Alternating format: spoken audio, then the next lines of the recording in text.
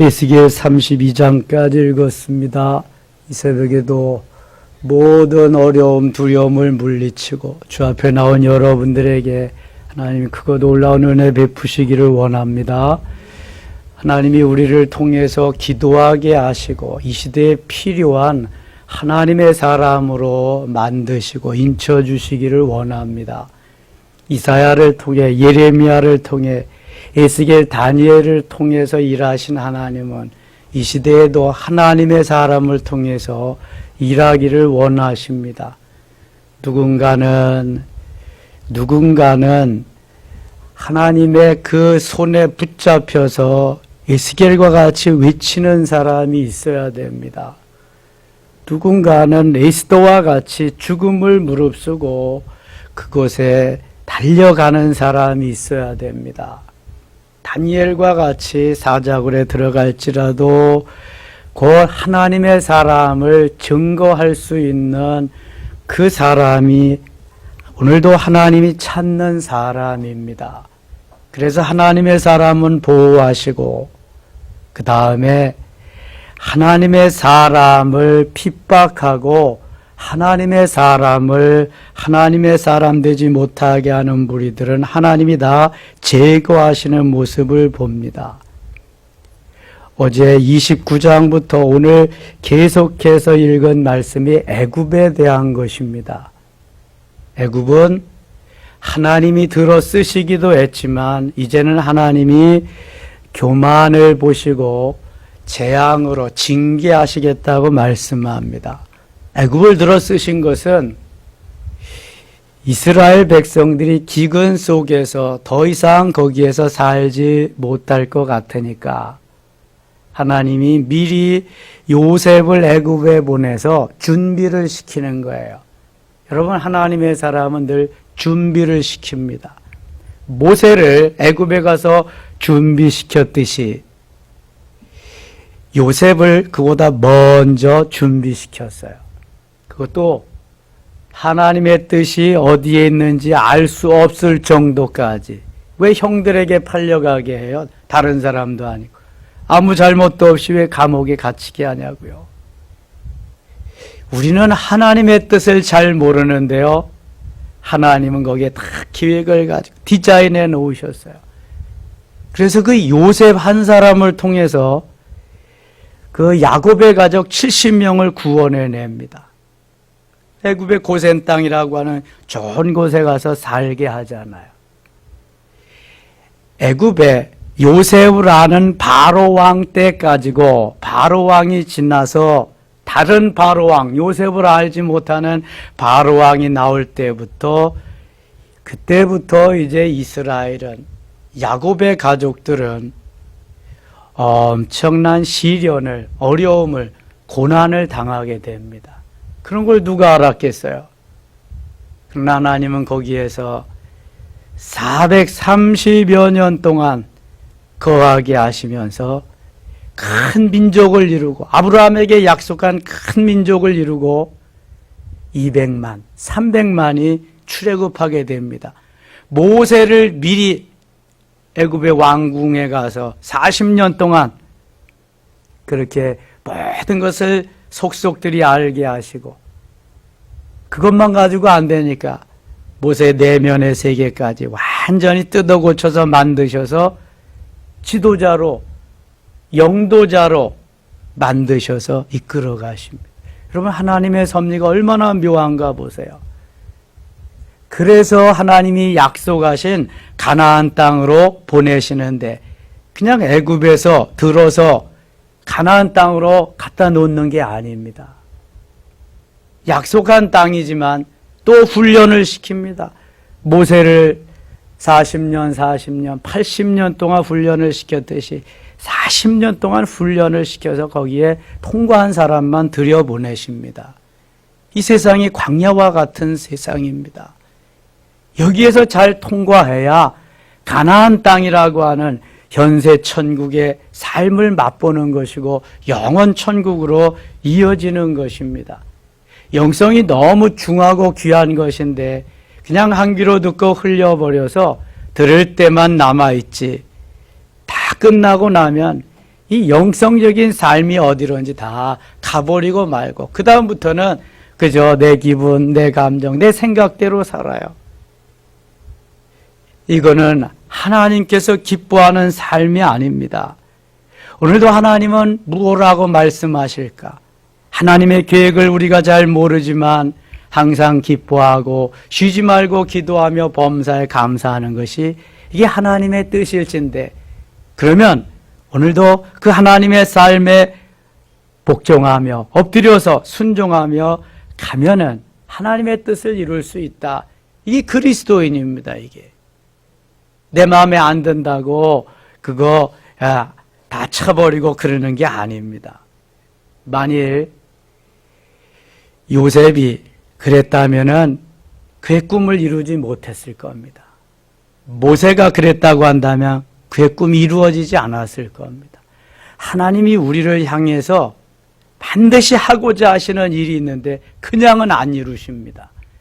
훈련을 통해, 연단을 통해, 고난을 통해 찌꺼기를 다 없이 한 다음에 멋진 순도 높은 보석으로 만든 다음에 그렇게 하십니다.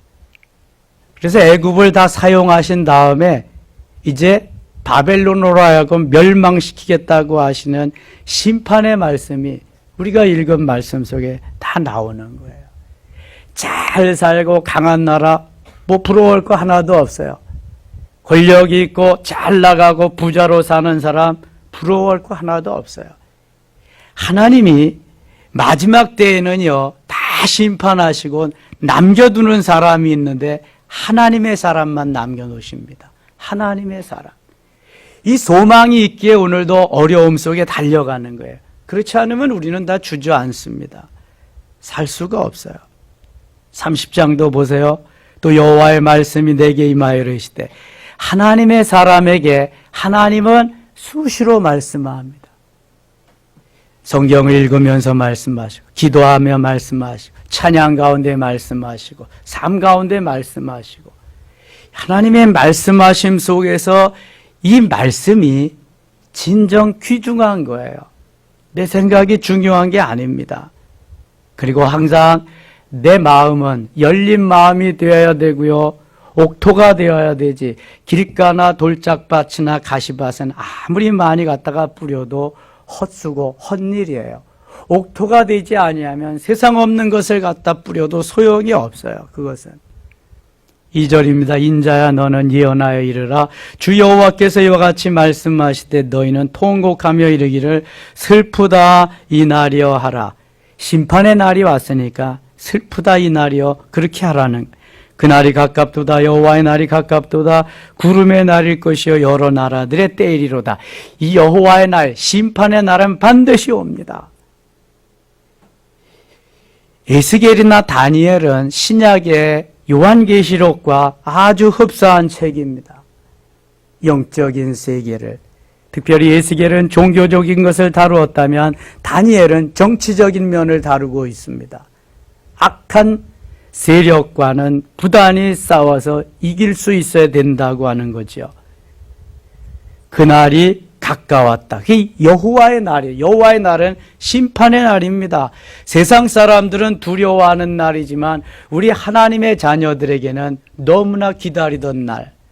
아멘 주 예수여 오시옵소서. 마라나타의 신앙으로 기다리던 그날입니다.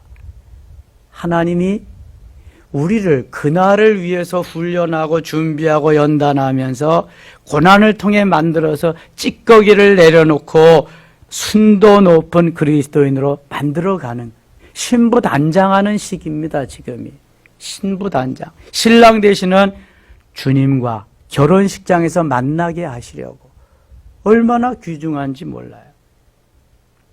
4절입니다. 애굽에 칼이 임할 것이라. 애굽에서 죽임당한 자들이 엎드러질 때 구수에 심한 근심이 있을 것이며 애굽의 무리가 잡혀가며 그 터가 헐릴 것이며. 구수는 어느 나라를 말이 가르쳐요?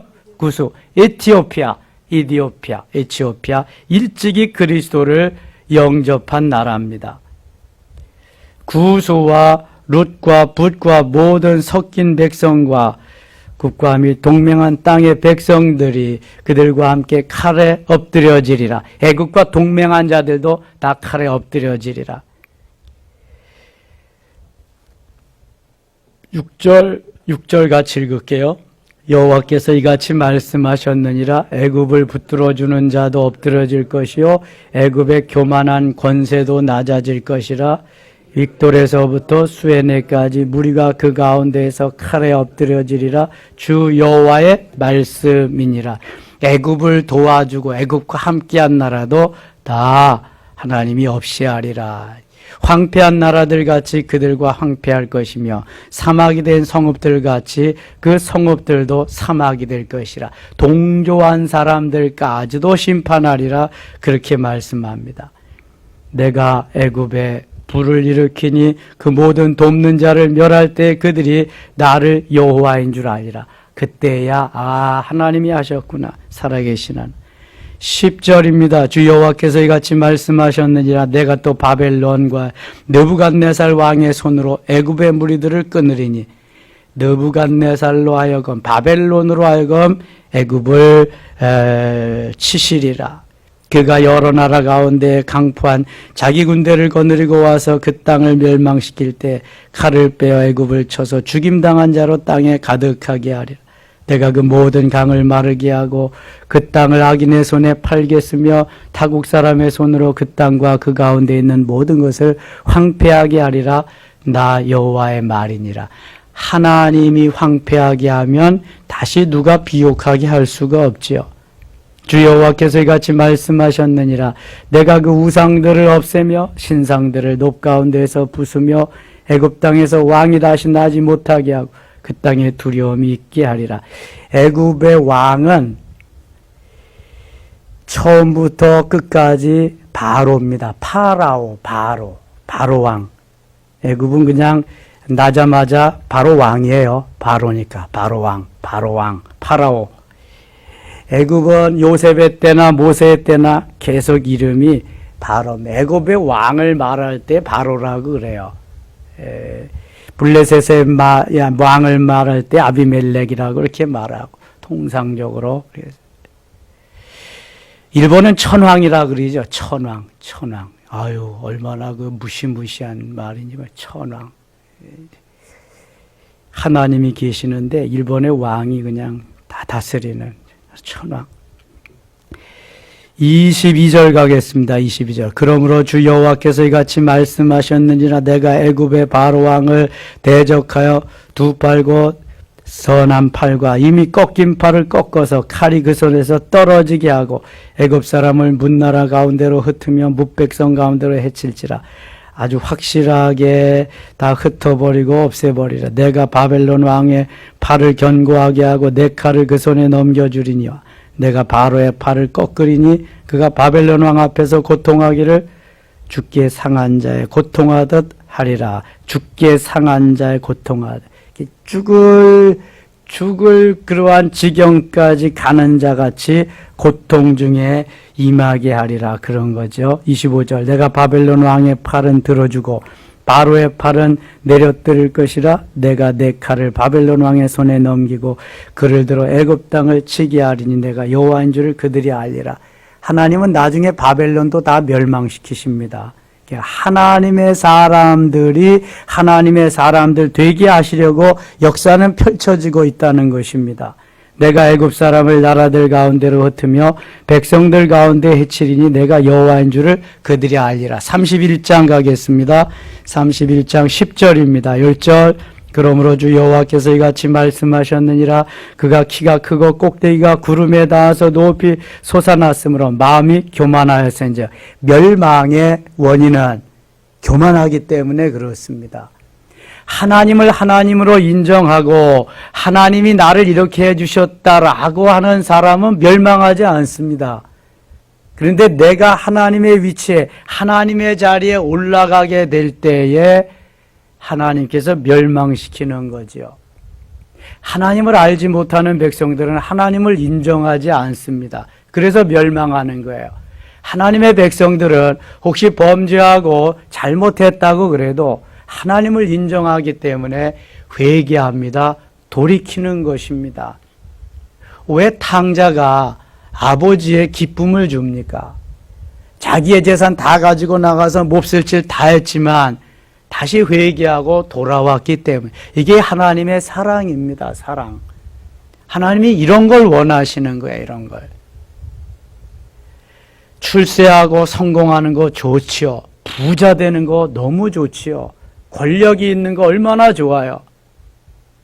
교회에도 그런 사람들이 있으면 일하기 좋습니다. 그런데 그것이 하나님보다 높아진다면, 내가 했다고 하면 그때부터 문제가 생기는 겁니다. 권력 없는 것만 못하고요, 부자 안 된 것만 못해요. 출세 성공 안 한 것만 못한 것입니다. 하나님을 하나님 되게 하는 것이 그리스도인의 삶이에요. 교회를 교회 되게 하는 것이 그리스도인의 삶. 교회를 분열시키는 건 그리스도의 삶이 아닙니다. 하나님을 하나님 되게 하고 교회를 교회 되게 하고 나는 그리스도인다운 그리스도인으로 만들어지는 것, 이게 하나님이 원하는 삶이에요. 그거 위해서 훈련하고 연단하고 만들어가는 게, 너는 내 거, 내가 너를 지명해 불렀으니 너는 내 건데 너는 하나님의 사람이다. 하나님의 사람이라야 큰 산아 내가 무엇이냐, 내가 하나님의 사람 앞에서 평지가 되리라. 이 능력이 나타나는 거예요. 여러분, 권세 있다고 능력 나타나는 거 아니에요. 부자라고 능력 나타나는 거 아니에요. 가난하고 보잘것없고 힘이 없어도 그 안에 누가 있어야 능력이 나타나요? 그리스도가, 성령께서, 다윗과 같이. 이게 연륜과 직분과 상관없어요.